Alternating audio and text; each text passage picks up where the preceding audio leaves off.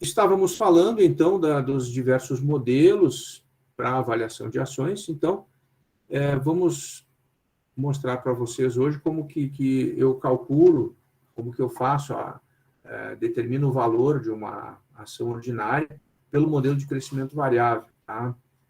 Então, nesse modelo, eu estou imaginando que os dividendos pagos, eles vão sofrer alterações na sua taxa de crescimento. Tá? O modelo anterior que nós vimos era um modelo em que, inclusive tem um exercício sobre isso, né? Eu estava supondo que os dividendos pagos vão crescer a uma taxa constante ao longo de todo o tempo, né, até o infinito, e no modelo de crescimento variável eu vou ter mais de uma taxa de crescimento. Tá? Então, eu vou considerar que até um certo ano N, os dividendos vão crescer a uma taxa de crescimento G1, né? E a partir de um ano N mais 1 até o infinito, eles vão crescer a uma taxa de crescimento G2. Tá? A gente entendendo, compreendendo como que se faz esse cálculo para esse modelo, eu poderia até estender ele para o modelo onde eu teria uma taxa de crescimento G3, por exemplo. Tá? A gente faz o cálculo em 4 etapas. Então, imagine que eu tenho aqui os dividendos. Vocês já viram que a lógica, né, dos modelos de valuation, de ações com dividendos, a lógica é eu trazer todos os dividendos que eu imagino, ou que eu determino, que eu suponho que vão ser pagos até o infinito, eu vou trazer todos eles para o tempo zero. Essa é a lógica. Tá? Então, nós vimos o primeiro modelo, onde não havia, eram dividendos constantes, né, não havia variação. O segundo modelo, ele cresce a uma taxa constante durante toda a vida. E agora, o terceiro modelo, há uma taxa de crescimento G1 até um certo ano N. Tá? A partir do ano N mais 1, os dividendos vão crescer a uma outra taxa de crescimento G2, até o infinito. Tá? Então, eu utilizo-me de 4 etapas para fazer esse cálculo. Tá? Dá para inverter, se vocês acharem que é melhor fazer de outro jeito, não tem problema, porque é um simples transferir, né, dados no tempo. Tá? É isso que a gente vai fazer. Mas o modelo sugerido aqui de 4 etapas, eu vou primeiro determinar o valor dos dividendos nesses primeiros anos, onde eles crescem a uma taxa G1. Tá? Então, o meu dividendo pago no ano 1, ele vai ser o dividendo do ano 0, multiplicado por uma taxa de crescimento G1, né? 1 mais G1, lembrando que essa taxa a gente determina em percentual, mas usa ela na forma decimal, divide por 100. Tá? E aí, se for no primeiro ano, eu vou elevar ao tempo 1, no segundo ano ao tempo 2, no terceiro ao tempo 3, e assim por diante. Ou seja, o meu dividendo no tempo T, ou no ano T, né, ele é o dividendo atual, no ano 0, vezes o que eu posso chamar de fator de valor futuro à taxa de crescimento G1 no tempo T. Tá? Uma vez que eu sei quais são esses valores, aqui D1, D2, D3 até o DN, e aí eu vou transferi-los para o valor presente. Tá? Então, eu vou transferir cada um desses dividendos para o valor presente, utilizando esse termo aqui de baixo, né, que nós já nos familiarizamos, que é um termo onde entra o retorno requerido, né, elevado ao tempo T. Então, esse termo de baixo é o termo que vai levar no tempo, né, o dividendo do seu ano T até o tempo 0. E o termo de cima é o dividendo no ano 0 multiplicado pela sua taxa de crescimento, que vai me dar, né, conforme aqui o índice D, o dividendo do ano 1, 2, 3 ou 4. Tá? E aí que eu tenho as fórmulas, né, no formato de somatório aberto, aqui mais simplificado e aqui mais simplificado ainda. Né? Então, é o somatório do dividendo no tempo T, multiplicado pelo fator de valor presente a um retorno requerido S em um tempo T. Tá? No exemplo, a gente vai conseguir visualizar melhor. Na terceira etapa, eu vou determinar o valor da ação no final do período inicial de crescimento. Tá? Então, eu vou trabalhar com os dividendos aqui referentes ao segundo período, né? E vou trazê-los ao final do período inicial de crescimento, tá? Então, eu vou determinar como se eu estivesse fazendo um cálculo no segundo modelo, né? O preço das ações no tempo N, né? Considerando apenas os dividendos aqui de N mais 1 em diante, tá? E aí, com isso, como aqui é uma taxa constante até infinito, eu posso utilizar aquele modelo de Gordon, né? E aí, com isso, eu trago todos os valores dessa série aqui a um crescimento G2 até o ano N, e depois do ano N eu levo até o ano 0, tá? Fazendo aqui, utilizando esse termo aqui, né? Que é o termo, que é o fator que leva até o valor presente. E aí, numa quarta etapa, eu vou somar os dois valores encontrados, né? O valor presente dos dividendos no período inicial de crescimento e depois o valor presente do período final de crescimento, todos trazidos até o tempo 0. Tá? Vejam que é um modelo relativamente complexo, tá?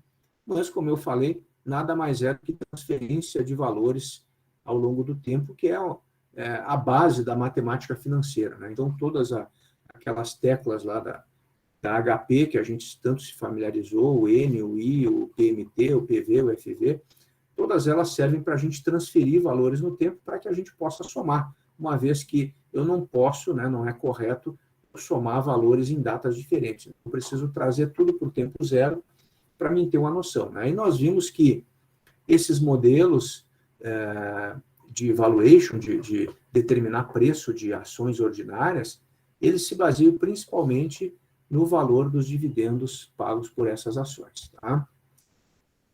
Muito bem, vamos a um exemplo. Vitória é o nome de uma pessoa, né? Esses exemplos eu me baseio muito no livro, mudo algumas coisas para atualizar. Vitória deseja comprar ações ordinárias da Warren Industries, uma fabricante de barcos em fase de crescimento acelerado. Vitória obtém a informação de que o mais recente pagamento de dividendos, mais recente pagamento anual de dividendos de 2020, foi de R$ 1,50 por ação. Tá? E aqui vem um detalhe, nós estamos considerando pagamentos anuais, né? Então, estamos entre 2020 e o final de 2020 e o final de 2021, né? Então, não temos ainda dividendo de 2021. Então, eu estou considerando o pagamento do ano de 2020, tá?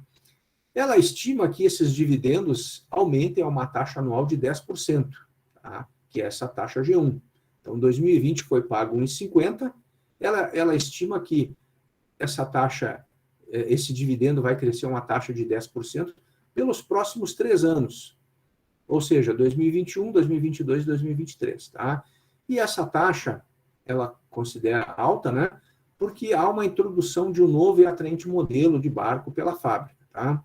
E aí ela imagina que ao final desses 3 anos, no final de 2023 em diante, a partir de 2024, ela espera que o amadurecimento da linha de produtos da empresa resulte em uma menor taxa de crescimento de dividendos, ou seja, 5% ao ano, que vai ser a taxa G2 pelo futuro previsível, até o ano infinito, tá? Então, 2021, 22, 23 cresce a 10%, 2024 em diante cresce a 5% ao ano. O retorno requerido por Vitória é de 15%. Esse 15% ela pode ter calculado, por exemplo, utilizando o CAPM, tá? O modelo CAPM que a gente viu aí, e é um modelo que vocês estão usando na atividade que está ainda, eu acho que encerrou hoje, né? Acho que vai até meia-noite, eu não lembro. A última atividade que eu postei no Moodle, tá? Para estimar, só um pouquinho, tem gente entrando na sala, para estimar o valor corrente, ou seja, no final de 2020, das ações ordinárias da Warren, que seria o preço no ano 0 ou o preço em 2020, ela aplica aos dados o procedimento em 4 etapas. Então, esse procedimento que a gente viu antes, agora nós vamos aplicar no exemplo. Então, vamos lá. Primeira etapa. Dividendo inicial de 1,5, R$ 1,50, foi o que foi pago por ação em 2020, né? Deverá crescer a uma taxa G1 de 10% nos 3 primeiros anos. Então, vamos calcular esses dividendos para 2021, 2022 e 2023. Vou abrir aqui a HP. Aqui é bem tranquilo, né? Então, nos primeiros 3 anos, vai crescer a uma taxa de 10%, e 2020 foi 1,5%, então, é bem simples, né? Eu vou colocar aqui na calculadora, 1,5 foi 2020 e vou colocar mais 10%. Então, eu dou um Enter aqui, 10%, 10% de 1,5 é 0,15, daí dou um mais. Então, 2021 deverá ser 1,65, tá? Agora eu coloco mais 10%. 10%. Opa, será que deu certo, hein? 10% aqui, mais vai dar 1,8150. Aqui a gente arredondou para 82. Se eu colocar 2 casas depois da vírgula aqui, vai dar 82. E aí, mais 10% novamente, então, 10% mais, vai dar 2. Né? Não dá bem 2, né? Eu que arredondei, né, para 2. Se eu aumentar as casas aqui, vai dar 1,9965. Tá? Então, assim, eu consigo estimar, né, o valor dos dividendos que deverão ser pagos em 2021, 2022 e 2023. Porque basta eu pegar o ano de 2020 e acrescendo de 10%. Tá? Na segunda etapa, eu preciso trazer esses valores aqui, 2021 e 2023, para o valor presente. Tá? E aí eu posso utilizar, por exemplo, dessa fórmula aqui, que é um somatório, onde eu tenho na parte de cima o cálculo desses dividendos, e na parte de baixo aquele termo que faz com que leve o valor até o tempo zero. Tá? Então, 1,50 vezes 1,10 na 1 vai dar 1,65, já calculamos, né? Se eu multiplicar por 1,10 de novo, que seria 1,10 na 2, né? Vou colocar mais 10% na calculadora, vai dar 1,82, e aqui, para 2023, vai dar 2, tá? Então, esses são os dividendos que eu estimo que a empresa deverá pagar em 2021, 2022 e 2023, e aí eu vou dividir pelo termo, lembrando que 15% é o retorno requerido, divido por 1,15 na 1 do ano, para levar um ano para trás, né? Na 2 para levar 2 anos e na 3 para levar 3 anos, 2023 até 2020. Tá? E com isso eu tenho os termos aqui, e com isso eu calculo o preço dessa parte, né, das ações que eu chamei de P 2020 linha, tá? Que deu R$ 4,14. Então, a primeira e a segunda etapa está resolvida. Agora eu preciso calcular a segunda parte, que é a segunda parte do crescimento. Né? Então, a terceira etapa é o valor da ação no final do período inicial de crescimento. Período inicial de crescimento, o final do período inicial é 2023. Então, a partir de 2023, os dividendos vão começar a crescer a uma taxa G2 de 5%. Tá? Aqui eu vou usar o modelo de Gordon. Tá? Então, o preço das ações em 2023 é igual ao dividendo que ela vai pagar no ano seguinte, que é 2024, dividido pelo retorno requerido menos a taxa de crescimento. Essa fórmula aqui é o modelo de Gordon, que nós já usamos no modelo de crescimento constante. Então, o preço em 2023 é o dividendo pago em 2024. Aí eu preciso calcular os dividendos em 2024. Tá? Isso vocês fizeram nos exercícios do Moodle. Então, os dividendos de 2024 é o dividendo pago em 2023, mais uma taxa de 5%. Tá? Então, 2023 eu já havia calculado em 2, acrescido de 5% vai dar 2,10. Então, o preço das ações que vão crescer até o infinito a uma taxa G2 no ano de 2023, vai dar 2,10 dividido por 0,10, R$ 21. Tá? E aí eu preciso, então, trazer esse P 2023 para 2020. Tá? Então, deu R$ 21, e no final de 2020, né, eu vou levar, né, utilizando essa taxa de 15%. Eu vou utilizar essa fórmula aqui, onde esse termo de baixo é o termo que leva o preço do ano do FV até PV, né? Multiplicado pelo preço de 2023. Então, 21 dividido por 1,15 ao cubo, vai dar R$ 13,82, que é o que eu chamei aqui de P 2020, duas linhas, tá? E aí basta que eu some os dois valores. Então, o preço das ações de 2020 é o valor encontrado na primeira parte, mais o valor encontrado na segunda parte. R$ 17,96 por ação, tá? Parece, assim, complicado a gente olhando a primeira vez o modelo, mas eu fiz um esquema aqui, isso aqui eu acho que está no livro também. Não é muito complicado, tá? Então, lembrando que o esquema é eu pegar os dividendos. Primeiro eu tenho que estimar quais vão ser os dividendos, né? Essa é a primeira parte. Depois que eu estimei, eu preciso levar tudo para o tempo zero. É só isso, tá?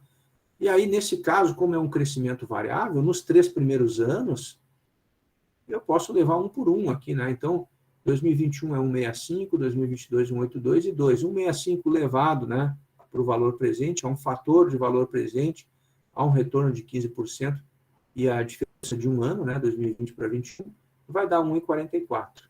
1,82 a um fator de valor presente, taxa de 15% por 2 períodos, vai dar 1,38. Tá? Esses R$ 2 aqui vai dar 1,32. Então, essa é a primeira parte. E aí, a segunda parte é de 2024 em diante, que é 2024 até infinito, que eu uso daí o modelo de Gordon. Né? Então, para mim calcular o valor em 2023, eu pego o dividendo de 2024, que eu consigo estimar, basta acrescer esse 2 aqui de 5%, que é a taxa de crescimento G2, coloco aqui na fórmula e chego aos R$ 21,00. E depois eu transfiro para o valor presente, tá? Essa transferência aqui, vocês podem fazer na HP, não precisa usar essas fórmulas, né? Vamos voltar aqui. E aí somo tudo, deu 17,93. Então, por exemplo, aqui, deixa eu voltar aqui. Esse 21 aqui, né, para levar para 2020, eu posso fazer pela fórmula ou posso fazer pela HP.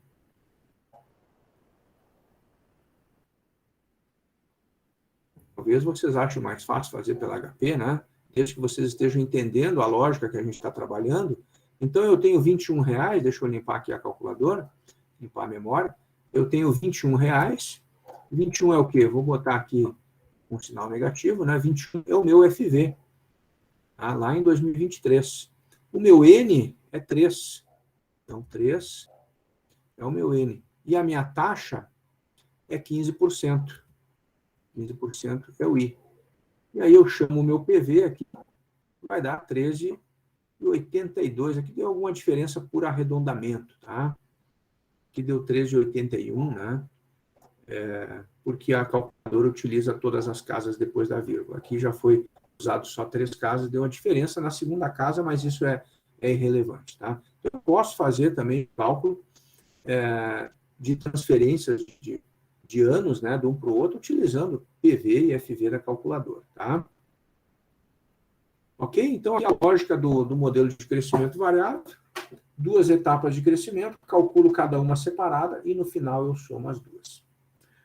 Beleza. Tá. E aí, como eu dizia para vocês, né, muitos especialistas de mercado, quando eles falam assim, olha, tal ação está com preço muito alto, tal ação está com preço muito baixo, é que eles fizeram esse cálculo de valuation, né, determinando o preço das ações pelos cálculos fundamentalistas, tá? E aí vocês vão me perguntar o seguinte, mas professor, nem todas as ações pagam dividendos, tá? A gente falou que é legal comprar ações que pagam bons dividendos, que você pode ter uma renda, mas e aquelas que não pagam dividendo, como é que eu vou calcular? Tá? E aí tem outras formas, né? Que é o modelo seguinte que nós vamos ver, que é a avaliação pelo fluxo de caixa livre. É uma outra forma de você conseguir calcular o preço das ações. Também é um cálculo fundamentalista, porque aí eu estou me baseando no fluxo de caixa gerado pela empresa. Então, eu preciso ter dados do balanço, né? Então, por que as empresas que têm ações na Bolsa são obrigadas a divulgar os seus balanços, seus demonstrativos financeiros? Exatamente para a gente fazer esses cálculos e acompanhar, né, como está a situação da empresa, calcular o preço das ações, se está muito acima, muito abaixo, e também fazer outras considerações, tá? Bom, então essa avaliação pelo fluxo de caixa livre vai determinar, né, o valor da empresa pelo que ela está gerando de caixa, naturalmente descontando as suas dívidas. Tá? Então, essa abordagem é interessante quando se trata de empresas que não têm um histórico de dividendos ou que não pagam dividendos, ou empresas que sejam iniciantes na Bolsa, e aí eu não tenho um histórico para mim poder estimar quanto que ela vai gerar de dividendos, né? Ou, de repente, se eu quero avaliar o preço de uma unidade de uma empresa, de uma filial, de uma unidade separada, né, em que tenha, naturalmente, precisa ter a contabilidade separada para mim chegar nesses valores. Tá? Então, aqui eu tenho o meu VC, que é o valor da empresa como um todo, e eu tenho o fluxo de caixa livre esperado do ano 1, fluxo de caixa livre esperado do ano 2, fluxo de caixa livre até o infinito. Tá? E esse termo de baixo, a gente já conhece, é o termo que vai levar esse valor para o tempo presente. Tá? E esse R é o equivalente ao retorno requerido, que é o custo de capital médio ponderado da empresa, né? Que é o custo que a empresa tem, por exemplo, para captar capital, né, por meio das diversas formas que ela tem, desde de títulos ou de ações preferenciais. Tá? Vamos lá. Vamos direto a um exemplo. Tá? E esse exemplo é muito parecido com o modelo anterior, tá? Só que eu não estou tratando com dividendo, estou tratando com geração de caixa. Então, a Dewhurst Incorporation deseja determinar o valor de suas ações usando o modelo de avaliação pelo fluxo de caixa livre. Para aplicar o modelo, o diretor financeiro da empresa coletou os dados apresentados a seguir. Tá? Então, aqui tem uma tabelinha, aqui nessa primeira parte desse quadro, onde o diretor projetou quanto que ele imagina que a empresa irá gerar de caixa no ano de 2021, 2022, até 2025. Vejam que é um horizonte muito próximo, né? Um horizonte de 5 anos. A gente consegue projetar, né? Não é impossível você fazer essa projeção e atingir essa projeção. Até porque muitas vezes você vai trabalhar com metas de venda, com metas de economia, de custos e despesa para conseguir realmente gerar essa meta. Agora, é muito difícil eu dizer quanto que ela vai gerar de fluxo de caixa daqui a 30 anos, tá? Mas nos primeiros anos é mais fácil, tá? E aí, o que o diretor financeiro fez? Ele estimou esses próximos 5 anos, e aí ele está supondo que, a partir de 2025, até o infinito, o fluxo de caixa deverá crescer a uma taxa de 3% ao ano, tá? Então, isso aqui também tem uma taxa G, então eu vou poder depois usar o modelo de Gordon. Tá? E aí o custo de capital médio ponderado, 9%. Tá? É o custo que a empresa tem, né, para captar dinheiro no mercado. Tá? Ela também tem dívida, o valor de mercado da dívida, 3 milhões e 100. Ela tem ações preferenciais no mercado, em torno de 800 mil reais. Então, em caso de negociação da empresa, geralmente precisa fazer a recompra dessas ações, né? Então precisa indenizar os acionistas, e tem 300 mil ações em circulação. Então vamos ver como é que a gente faz isso. Tá? Aqui coloquei também a linha do tempo, né? Onde estou em 2020, estamos em 2021, mas 2021 não terminou ainda. Então o que nós sabemos é que há uma projeção de caixa para 2021, tá? E aqui nós temos de 2021 a 2025 aqueles dados projetados na tabela, e a partir de 2026 até infinito, há uma previsão futura de crescimento a uma taxa GFCL de 3%. Tá? A sugestão aqui do autor é utilizar 4 etapas, só que aqui ele fez o inverso do que a gente fez no modelo anterior. Tá? Ele começa calculando essa parte aqui futura, tá? De 2026 em diante. Tá? Tanto faz, eu poderia começar por aqui, mas é que ele preferiu fazer dessa forma. Tá? Então, como é que ele faz? Como se prevê uma taxa constante de crescimento do fluxo de caixa livre a partir aqui de 2025, né? Dá para usar a equação de crescimento constante, aquele modelo de Gordon, para calcular o valor dos fluxos de caixa livre aqui em 2025, né, até o infinito. Tá? Então, o preço das ações em 2025, o P 2025, vai ser o fluxo de caixa livre em 2026, dividido pela taxa menos o crescimento. Tá? Então, o valor do fluxo de caixa livre gerado de 2026 até o infinito, na data de 2025, é o fluxo em 2026 dividido por isso aqui. Isso aqui é o modelo de Gordon. Como é que eu chego ao valor do fluxo de caixa livre de 2026? Pego o fluxo de caixa de 2025, que me é dado na tabela inicial, o fluxo de caixa livre de 2025 é 600 mil, e acresço dos 3%, que é a taxa de crescimento. Tá? E aí divido pela taxa menos a taxa de crescimento. Tá? E aí eu tenho um valor de 10 milhões e 300 mil. Ou seja, tudo que a empresa vai gerar a partir de 2025, trazidos ao ano de 2025, vão corresponder, nesse ano de 2025, a 10 milhões e 300 mil reais. Tá? Essa é a primeira etapa. Vamos à segunda etapa. Nesse ano de 2025, eu também tenho aqueles 600 mil. Tá? Então, esses 10 milhões e 300 que eu projetei aqui, é de 2026 até infinito, tá? Trazidos para o ano de 2025. Mas em 2025 eu já vou ter aqueles 600 mil. Então eu preciso somar esses 600 mil aos meus 10.300. Então eu vou ter em 2025, para esta data, em valores de 2025, uma geração de caixa de 10.900, tá? Que equivale a todo o futuro, né, de geração de caixa da empresa. E aí eu tenho aqueles valores que também que já foram dados na tabela. 2021 é 400 mil, 2022 450, 520, 560 e aqui 2025 10.900. Daí o que eu vou fazer? Eu vou pegar cada um desses valores e vou trazer para o ano de 2020 a uma taxa de 9%. E aí posso fazer utilizando PV e FV na calculadora, né? Bem tranquilo, vou fazer alguns aqui para você lembrar. Então, no ano 1 é 400 mil, então 400...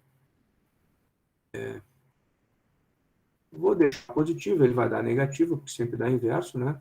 Então, 400 mil é o valor futuro em 2021. A minha taxa é 9% é o I. E o meu N é 1. Tá? Então, esses 400 mil de 2021 trazidos para 2020 vai me dar um valor de 366.972. Aqui eu tirei as casas depois da vírgula. Tá? E agora os 450 mil de 2022. Eu vou manter os dados que já estão na calculadora, manter o I. Só troco aqui o restante. 450 é o meu FV. Agora o meu N é 2. Chamo o meu PV. 378.756. E assim eu vou fazendo, item por item, levando tudo até o valor,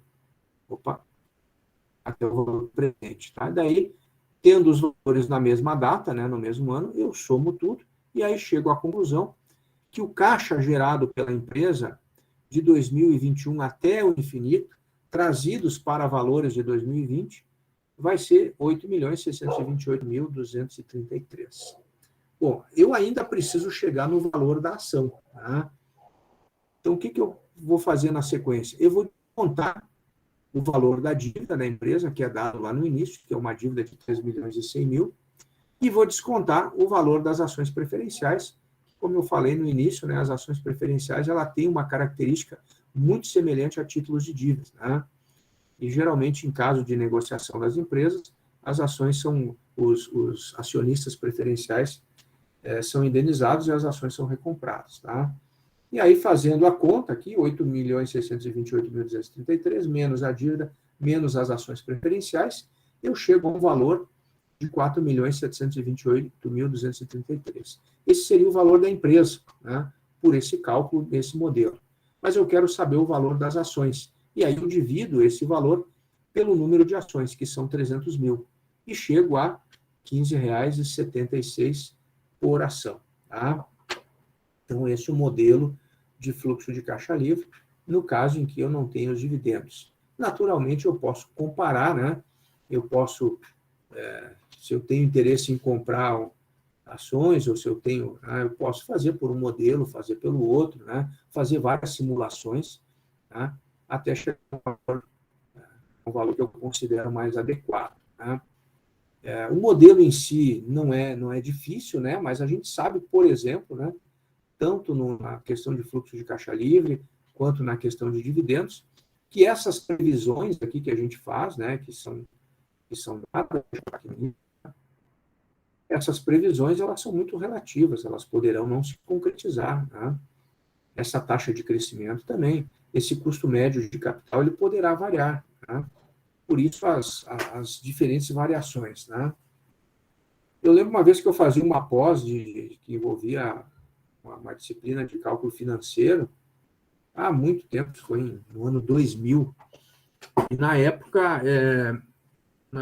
o Santander, quando a gente fazia disciplina, eu lembro que estava discutindo valuation de empresas, e na semana que a gente estava tendo aula sobre isso, o Santander comprou o Banespa, que era o Banco do Estado de São Paulo, né? E, se não me engano, ele pagou, na época, 9 bilhões de dólares, e era uma licitação com apresentação de propostas com envelopes, né?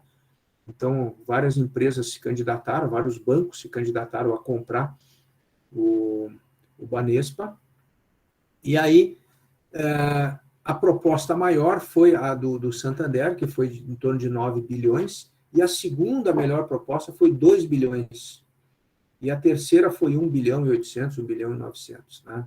E eu lembro que a gente discutiu isso exaustivamente na aula, né? Por que o Santander pagou 9 bilhões? Porque se ele tivesse ofertado 3 bilhões, ele teria comprado, porque o que estava mais próximo ofertou 2 bilhões e pouquinho. Né? E aí veio a discussão em cima dessas possíveis cálculos. Né? E aí tinha uma colega que era gerente da agência do Santander, que saiu na defesa do Santander, e aí ela argumentou que o Santander, pelos cálculos, né, ele conseguia fazer com que o banco gerasse muito mais caixa no futuro. Né? Então, pela previsão do Santander, o Santander conseguiria fazer com que ele gerasse mais caixa, e, naturalmente, quanto maior esses valores previstos aqui de geração, maior vai ser o valor da empresa trazido a valor presente. Né? Então, naturalmente, apesar de ser um modelo matemático bem rigoroso, né, ele parte de dados que são previsões, e essas previsões não são assim tão iguais, dependendo da pessoa, dependendo da equipe que vai fazer essas previsões. E aí, por isso, as diferenças nesses cálculos. Né? E por isso que não é assim tão simples. Se fosse uma coisa tão exata, o mercado de ações seria mais previsível. A gente sabe que não é.